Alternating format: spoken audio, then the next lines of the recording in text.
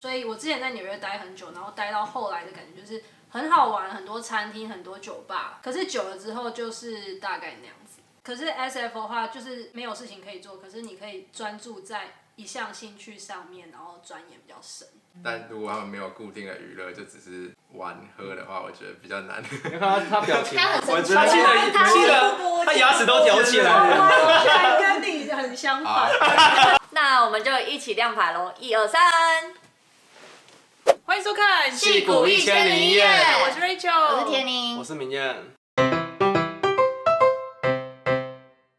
有一件事情我一直很好奇，如果可以有选择的话，我们应该要来东岸念书还是西岸念书会比较适合自己呢？过去我们基本上都是以学校来做选择，但是如果已经有来过美国西岸还有美国东岸的朋友，他们两边都待过的话，会比较推荐去哪里呢？因为我们3个都是有在旧金山湾区念书工作，所以呢，我们今天特别邀请到了有在旧金山跟纽约分别待过念书工作的2位来分享他们的看法。如果想知道他们比较喜欢哪一边的话，就继续看下去吧。欢迎我们的2位来宾 Lucky 跟 Kelly。大家好，我是 Lucky， 职业是软体工程师，主要是做 machine learning 的。对，我平常的兴趣主要可能就是打球啊、运动啊，然后跟朋友出去啊这样。我现在来湾区大概1年出头了，然后来湾区之前我是在纽约住了大概1年，找到这里的工作，所以就搬过来了。嗨，大家好，我是 Kelly， 我现在在 Tech 公司当 Data Scientist， 在旧金山住了1年半，然后搬来之前住在纽约2年半的时间，然后在纽约是研究生时期，加上一些 remote work 的部分。我的兴趣的话，蛮喜欢从事各种不同的活动，然后也喜欢吃饭喝酒，也喜欢很多户外的东西，所以现在搬来 SF。Fun fact。Lucky 是 Rachel 的大学同学，初次入境，然后他们是前室友。我们在纽约是室友，这也是另外一个fun fact。我们感谢2位来宾的自我介绍。那我们现在就要来让他们对旧金山跟纽约打分数。等一下会有分5个维度来问他们0到5分，他们想要给这2个地方各几分。第一个问题开始。第一个问题我们要问的是美食契合度，毕竟食衣住行娱乐食是很重要的。Rachel 觉得湾区吃饭怎么样？我觉得湾区蛮多就是符合台湾人口味的餐馆，所以我觉得吃的还不错。但是我上次去过纽约，我觉得纽约更厉害。哦，纽约更厉害。对对对。好，那我们来看看住过2边的人会给2个地方各几分。那我们先从 Kelly 开始亮版好了。哦，纽约5分。不可能。有人生气了。我是以纽约如果说是满意的话5分，然后来 benchmark 湾区。那因为我在湾区没有车的关系，所以我通常是留在 SF 市区。那 SF 市区我就觉得没有那么惊艳，就是我会下来南湾吃很多亚洲菜啊，就是比较台湾菜、亚洲菜，可是机会不多。但我记得这边的亚洲菜比较厉害。像纽约5分，你是用哪些种类的食物算是它最厉害的？我觉得纽约厉害就是它各国的菜都有，各种菜系其实要在纽约存活下来都不简单，然后所以都蛮好吃。然后你想要吃什么黎巴嫩菜啊、秘鲁菜啊，反正我在那边可以开发很多新的不同的异国料理。那 Lucky 呢？这是我给的分数。我觉得我大致的答案都跟 Kelly 差不多，然后纽约我觉得还有一点额外，就是不同食物的那个价格种类也比较多，可以吃到很多不同的食物，也可以吃到不同价位的食物，所以就其实有那种相对蛮廉价的食物，但其实也蛮好吃的。就像餐车，对，不要小看纽约餐车，其实很便宜，可是就可能10元以下就可以吃到很多、很饱、很爽这样。是不是可以就是 Memo 或者是现金付款？对啊，那些很多都是要直接扫码付款的，二维码，就有点像那些就是去听演唱会，然后出张馆，外面卖那个，对，就那种概念，对。所以我觉得，对纽约给5分应该就是当之无愧。SF 我觉得能够吃到的，尤其是中菜，蛮令人惊艳的，至少以南湾来说，然后选择也蛮多的。但主要就是我觉得在湾区出去吃饭，就是相对我觉得比纽约可能要花的钱更多，对，更贵，对，更贵。高档的可能纽约更贵啦，但是就如果平常吃东西的话，我觉得 SF 应该是甚至更贵这样。但是湾区有鼎泰丰。如果纯比亚洲菜的话，SF 跟纽约比起来，亚洲菜哪边是比较多。纽约亚洲菜也有，然后也好吃，真的是在 Flushing 那边呢？没有也不止，对，整个纽约都蛮这个多。对对对。那如果湾区没有鼎泰丰，就变1分吗？那感觉我们这一题来宾都有共识，就是纽约在饮食的选择上多元性还是更多，然后不管是不同国家的料理或者是不同价位料理，纽约都还是略胜一筹。那我们进到下个维度，那2位对工作之余的休闲活动可以给个分数吗？我觉得我大胆预测 Kelly 这个方面，纽约应该会给到5分，然后我猜他湾区可能给个1分吧。好，请举牌。你们跟我想的不一样哎。对，这个分数比较像是我以客观的人来说给湾区的一个分数，但我自己可能真的会给他再高一点，可能4分吧，就是4比4这样。像我自己就是相对比较喜欢就是运动类的然后在湾区这边就等于说基本上一来天气好，然后2来就是运动种类场馆就是更多，不像在纽约的时候，我们以前住的那个地方，就整个岛超多人，然后其实就只有2个球场这样，然后球场都很脏，然后都有一些都是烟味什么什么有的没的。但在湾区就会，不管你打篮球、网球、羽球什么的，场馆可能比较挤，但是你永远都找得到地方可以去这样。但是就是相对来说，如果扣掉运动这一块，我觉得湾区能够做的娱乐真的就是比较偏少，就感觉常常周末都是不太知道要干嘛。然后纽约就等于说你有太多事可以做，然后而且都是很方便可以到什么博物馆或者逛街那 Kelly 呢？我觉得我这1年半有蛮多不一样的想法。湾区 catch up 了。原本我一定是绝对是纽约5分，然后这边可能3分。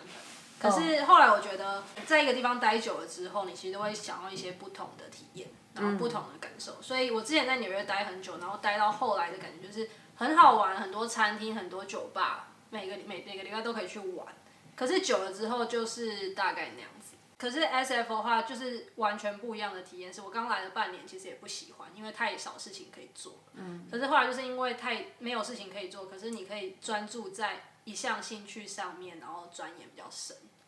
就像是我就开始打网球，然后我之前有把球拍也带去纽约，可是我一次都没有打过。但是来 SF 之后就可以变成一个比较长期然后投入的活动。但是纽约最难能可贵的就是它的秀跟 Broadway， 那些就是这边还是没有的。那我还蛮好奇一个点，就是你们都没有给到5分的原因是什么？因为台湾是5分。卖上我。哇，那这题感觉我们的旧金山 surprisingly 的，就是还有 hold 住。那接下来要请教你们，就是你们觉得你们的交友圈，就是包括交朋友或者是交另一半这方面，你们会打多少分？你在纽约会比较想要去交朋友吗？我觉得可能纽约比较适合那种喜欢夜生活的，会比较适合交朋友。我不喜欢啊。我可能靠运动交朋友的话，可能。那你湾区可能还是会给比较高，如果交朋友的。对啊对啊，我自己来说。好，那请他们2位。哇，这个就是有强劲的对决感。对称对反过称。来，我的想法可能就跟刚才 Rachel 说的蛮像的吧。我会给 SF 比较高的分数，就是我觉得在湾区交的朋友，我自己来说几乎都是就是靠运动交的朋友。然后如果我们有固定去，等于说固定去打篮球、网球什么有的没的球，其实比较容易稳定的建立认识这个人的关系。你刚刚是把 pickleball 归在什么没有的球里面？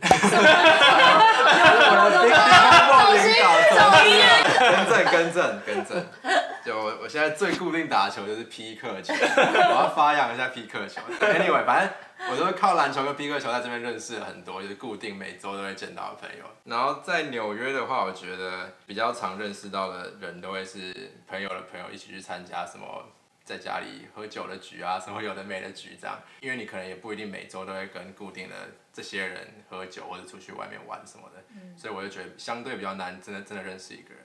以这方面来说，我会给湾区比较高分。但如果要以就是能够接触到更多人的角度来说，那应该怎么样还是纽约比较多，而且你可以认识到更多不一样职业的人。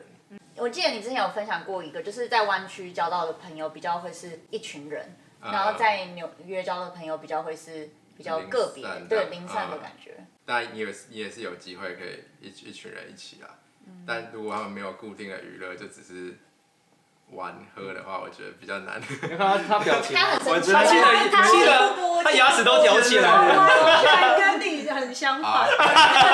那我们只让 Kelly 讲。好，来 Kelly，没有，我觉得这跟你人生的阶段有差。因为我在纽约的时候是学生时期，然后转换到工作，然后来这边来 SFO 就完全就是工作开始认识。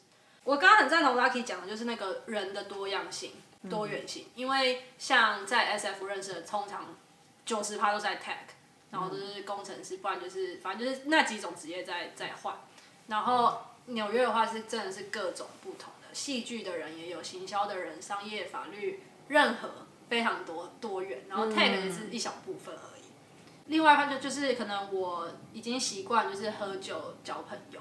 然后我就会发现，我搬来 SF 之后，大家都不太喝，因为都要开车，然后都要就是住比较远，所以一般是工程师比较不喝酒。对，也有，我发现非常明显，就是西岸的人不太爱喝酒。然后我还有觉得，就是纽约人跟人之间的距离比较近，就近很多，因为你可能就是比较狭窄的空间啊，你一定会有室友啊，然后朋友坐个地铁都可以到。可是相比，我觉得在 SF 的话，大家都开车，然后居住的空间也比较远，比较多是一对一对的，所以不一定会有那种比较紧密的感觉。给我的感觉啊，就是不一样的 lifestyle。会不会是因为年纪又加了一个往上加了4、5岁，所以大家开始步入家庭跟对，也有可之能。后就比较顾好自己家庭。对啦，年纪可能有差，然后人生阶段有差。就可能如果是不婚主义，在纽约就还是可以很。在纽约单身生活非常之爽，就是很快乐。爆料时间。可是我觉得自爆时间。可是我觉得在这里就是比较推崇就是出双入对，就你会比较觉得比较不孤单啊。可是在纽约很少这种感觉。为什么在这边的人比较多会 settle？ 对，问你们，为什么这里人那么喜欢 settle 呢？平常生活太无聊，要有一个伴。这里会加快那个 settle 的步调。好像是因为周遭的人都已经出双入对，你自己就会更急着想要。没错。对，如果切入那个交友的部分，就是纽约的是女多男少，然后湾区是整个相反。对，在纽约的女生会抱怨说很难找到男朋友的原因，是因为男生都不愿意 commit， 就是都不愿意，就是真的安定下来。所以想要 settle 的男生要去纽约，然后想要 settle 的女生要来湾区。对，可是想要 settle 的女生来湾区，你会找到都是同类型的，就看你喜不喜欢。那我们感觉在这一题得到了不同的观点。Lucky 觉得在这边可以在旧金山比较多运动，所以人跟人好像聊得可以比较深。Kelly 觉得在纽约人跟人之间距离有一种比较近，然后比较紧密的感觉，然后反而在湾区大家会比较疏离，出双入对这样。但是大家他们的共识都是就是在纽约感觉遇到人还是可以更多样性一点。那第4个象限呢，我们想要来问来宾就是关于治安的问题，因为呢治安就是对每个晚上你能不能在外面走路啊什么，其实都会蛮有感触的，就是也是生活很重要的一个部分。我觉得湾区是很看地区，例如说远离湾区所谓的城市奥克兰跟旧金山的话，南湾其实还行。那我个人会觉得纽约整个城市算是治安蛮好的。治安这个维度，先请 Kelly 来分享好了。好，湾区2分。天德龙的部分。天德龙。 New York 4分。纽约其实我到凌晨1点2点，我都还是很赶搭地铁或者是走在路上，因为那整个地方就是人非常多。虽然还是有一些街友，可是他们的攻击性也相对比较低。然后 SF 的话，就是我现在是以市区对市区，因为我没有住过南湾。然后真正可怕的地方也是 SF 啦，就是旧金山那边，就是很明显好坏区界限一定要认清楚，因为你一旦走进去 Tenderloin 或是一些坏区的话，你会很明显感受到那个差异。那边就是比较多嗑药的问题，或者是针头，就是他们很多使用毒品的部分，所以他们的攻击性也会比较强。对啊，去内区真的感觉到你的马斯洛三角形最底下的被影响到了，你会觉得你随时要死掉的感觉。对，就是那个很夸张，就是1、2个 block， 可是就会有很明显的那个差别。真的是晚上出去玩，我一定打Uber回家，就直接点到点，就是我不会想要走在路上。所以在纽约是东西都可以放在后车厢没关系吗？对啊，我印象中，因为我看小红书的那个什么 Flushing，他们轮胎直接被偷哎。哦，真的吗？对啊，好像也会有这种。好像也会有，只是纽约很少人开车， maybe 是他们说东岸拖轮胎，西岸砸窗。而且在那个湾区，法律规定什么950以下不算偷窃，所以很多店都会，他们就明目张胆地进去抢劫。现在这几年更对零元购，可是纽约没有，因为纽约是违法，所以没有这个状况。对。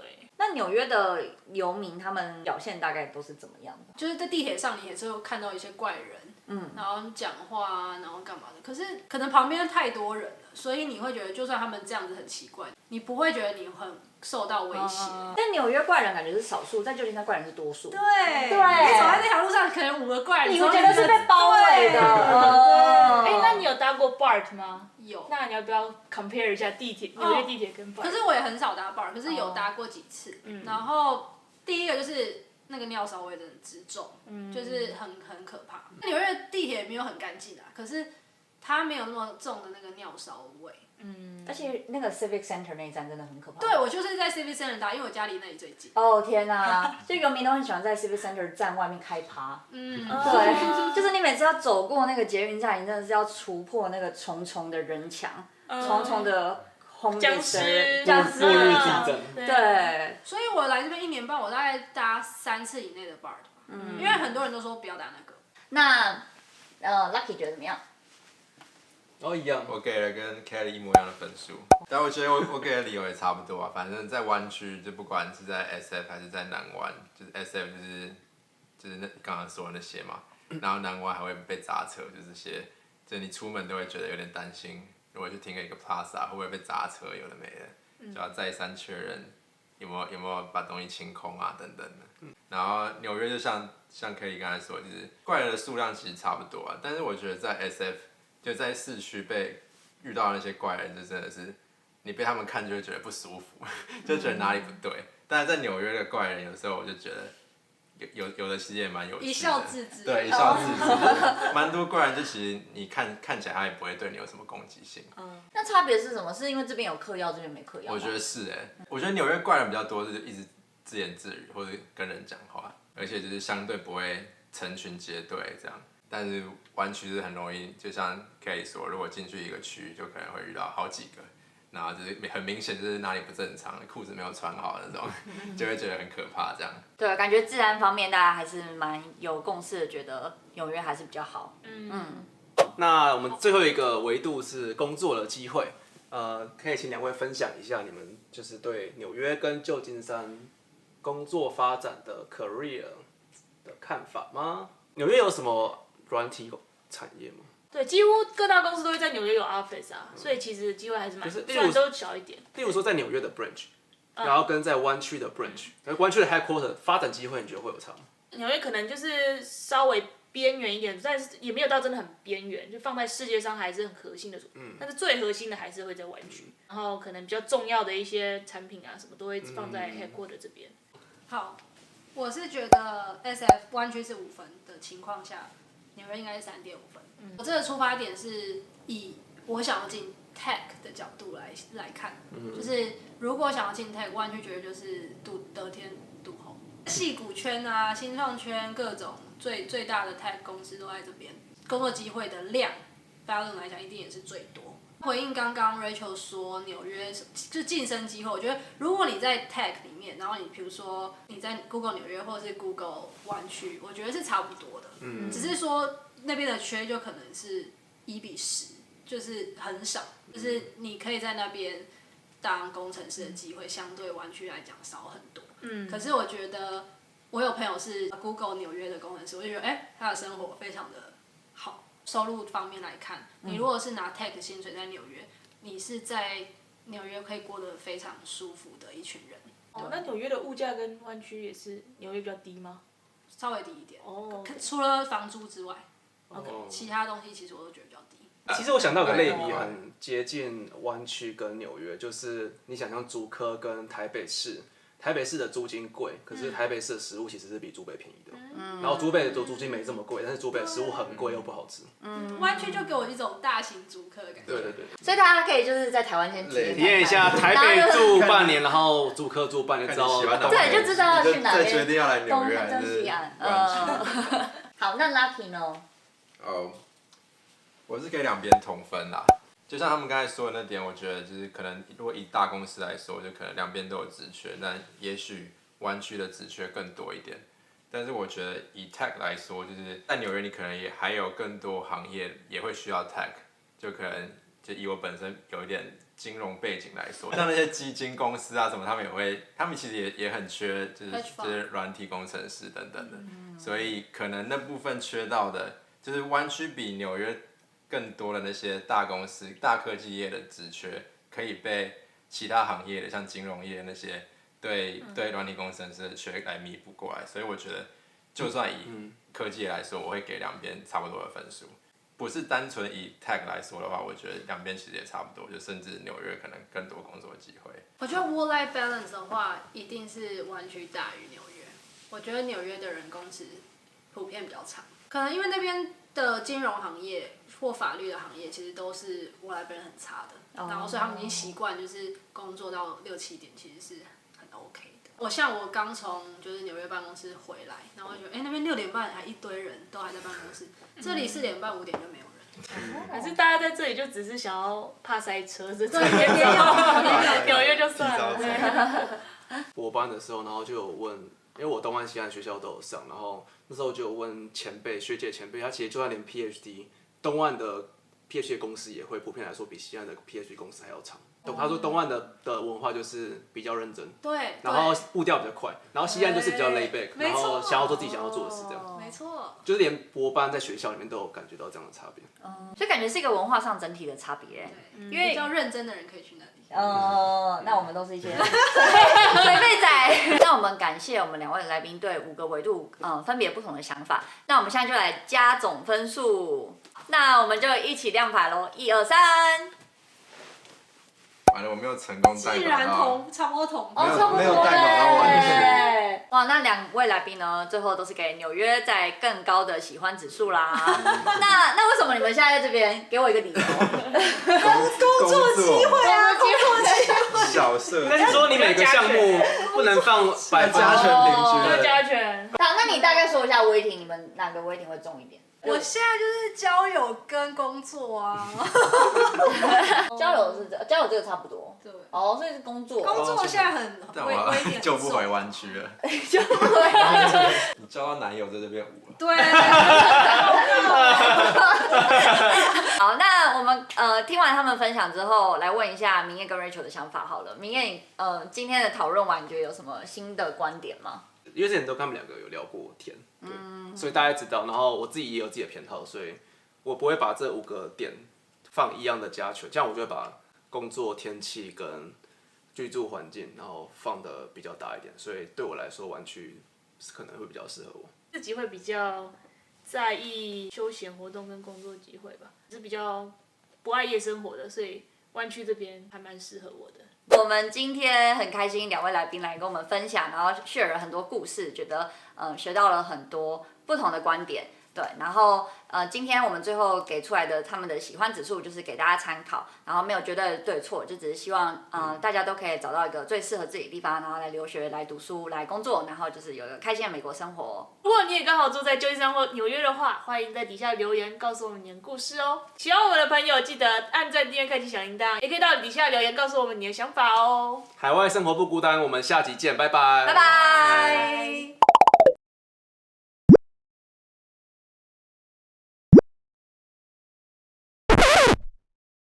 然后只有住在这个地方，那重新，没关系，你继续讲那个。